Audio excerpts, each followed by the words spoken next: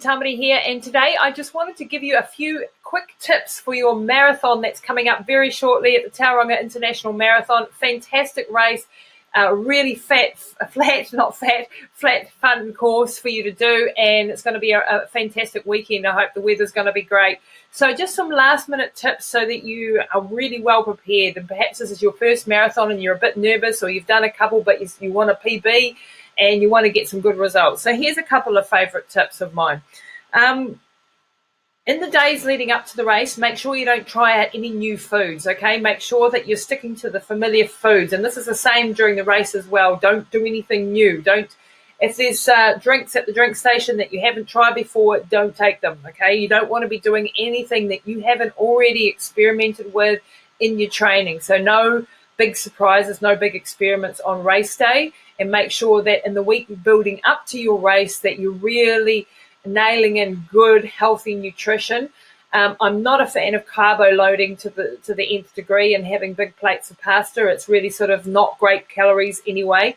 And doing things like that can really upset your stomach if that's not what you normally eat anyway. So all I recommend is in the last 2 to 3 days, maybe having about 10% more food than you normally would, and having a little bit of good extra carbohydrates, but not sort of having, a plate load of chips or pasta or something like that. That's really not going to be that beneficial for you. Make sure that you're wearing your favorite clothes on race day that are really well worn. They're not going to cause chafing, that you've tried them out on your long runs, and they're very comfortable and you're feeling good in them, okay? You want to feel like a superhero on the day, so make sure you're feeling and looking good. Make sure that you get your support team ready. So if you've got lucky enough to have some people come and support you out on the course, make sure they know where they can perhaps meet you, do some planning, get yourself really prepared so that you can meet them on the way. And that'll give you such a big emotional boost when you see your family and your friends waving and clapping you along as you go. Finalize your race transport plan. So you don't want to be stressing out the day before. So make sure that you go on the website now, you work out exactly where everything is, where you're going to find your transport, how you're going to make that all operate really smoothly, how you're going to get for your accommodation, all of those sort of basic things. Get that all planned in your head so that you're ready to go. Make sure that you get to the race really nice and early, not too early, but early enough that you've got time to get accustomed to the place, to find out where things are. And pro tip here, as soon as you get off the bus or your car or whatever, head to the toilets. There's often a huge long queue just before the race starts, and you don't want to be stuck in that queue, okay? So make sure you get to the loo real fast and get that nervous wee over and done with. What else we got? Don't forget to do a really good warm-up before you should be doing this for every run, by the way. This is not just for race day, but having a really good 10-minute warm-up to get your body up to operating temperature, to activate the muscles, do some dynamic stretching, get everything flowing, get the juices flowing. That will make your run a whole lot better. You don't need to go for a big, long runs up and down. You're going to be doing that anyway. Do some more sort of activating exercises and things like air squats and lunges and stuff to just activate and get those muscles working and warm the body up. The same goes true when you're doing at the end of the race. Very often at the end of a marathon, everyone just goes and collapses on the ground and lies down. Very bad thing to do because it can cause blood pressure drops, massive blood pressure drops. So make sure you cool down at the end of your marathon too. Often you see people pass out at the end of the marathon because they've just stopped. So make sure you cool down as well, okay? What other sort of things? So a couple of pro tips. When I'm doing a marathon, I get up in the morning and I have a bit of a quick cold shower, and that just absolutely wakes up the systems and gets you really firing and all charged up. Make sure in the days ahead of the race that you are taking a little bit of extra electrolytes. Now, you can either get that through electrolyte tablets or electrolyte drinks, but be careful, don't get crappy drinks that are full of chemicals. Get ones that are good quality. Or if you want a cheaper version in the days leading up to the race, I just use a little bit of extra Himalaya salt and some water and drink that, and just make sure that my minerals, my electrolytes are all full to the brim before the race starts. And then during the race, of course, having your electrolyte drinks is quite important, especially if it's a hot day.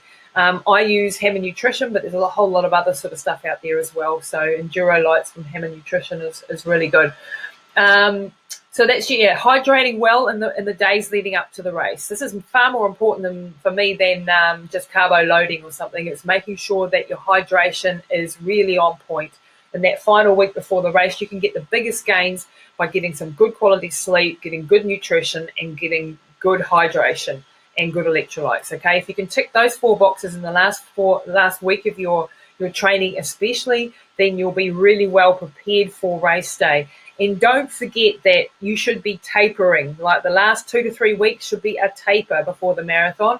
You don't want to be going, oh, well, I missed a couple of my long sessions. I'm going to try to squeeze them in, because it doesn't work like that. You'll just end up overtraining. It's always better to stand on the start line slightly undercooked than overcooked, okay, than overtrained. So you don't want to be standing there overtrained. If you've missed some training sessions, there's everybody misses the odd training session, and nobody's had the perfect build up. Just get that out of your mind. It's gone, it's past, you can't change it. Just deal with where you are at now and getting the best out of your performance. In regards to mindset, if you can use some tricks like visualization in the week building up to the event, where you're picturing the event, you're picturing all the people, the smells, what you're going to be wearing, how you're going to be feeling.